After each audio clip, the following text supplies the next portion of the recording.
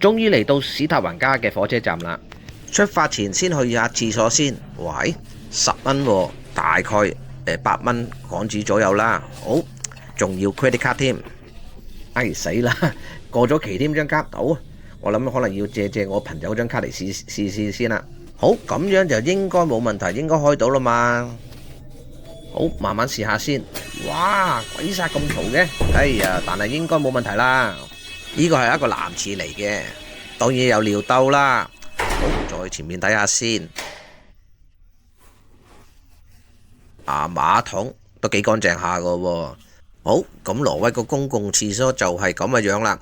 好，咁由火車站出嚟呢，我哋會見到前面有一個湖仔。呢個湖呢，我哋就稱呼做鴨仔湖。挪威名稱就叫做Breivatn。喺個鴨仔湖仲有個噴泉仔添。我將會用呢個新嘅方式嚟再介紹下我長大嘅城市史塔環加嘅，屬於一個特別嘅特輯嚟嘅。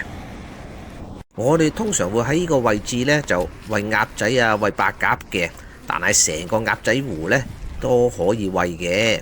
好，咁而家我哋就會往呢個市中心嘅方向慢慢行去啦。哇，你睇下，人真係唔多啊，好舒服啊。歐洲就係咁噶啦。咦，有架旅遊巴喎。好啦，越嚟越接近市中心啦。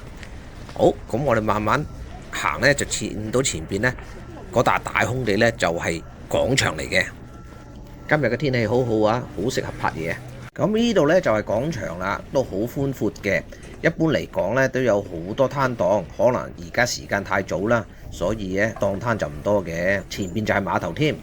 好，咁我哋沿住呢個碼頭行啊，右手邊嗰啲白色嘅 building 呢係酒店嚟嘅，咁左手邊而家我哋睇呢就係海灣嚟嘅，你睇下。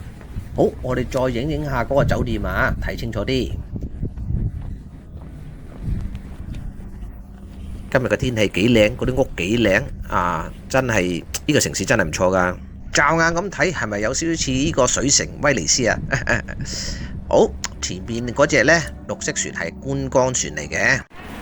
沿住碼頭走呢，咁我哋會見到前邊呢嗰座 building 呢，就係史塔環加好出名嘅石油博物館。好，我哋喺呢個位置就可以睇清楚成個石油博物館個樣係點樣啦。哇，都幾大風下啊！咦，咁多人排隊嘅。好，咁今日嘅時間就差唔多啦，但係呢個特別嘅史塔環加一日遊 Vlog 呢係未完嘅，請各位觀眾慢慢等候新嘅一輯啊！好，記得臨走嘅4部曲，多謝晒你哋，拜拜咯！記得 like、subscribe and share， 因為咁樣呢就對我哋呢啲咁小頻道呢係最大嘅支持同鼓勵。如果可以 comment 埋就最好啦，多謝晒！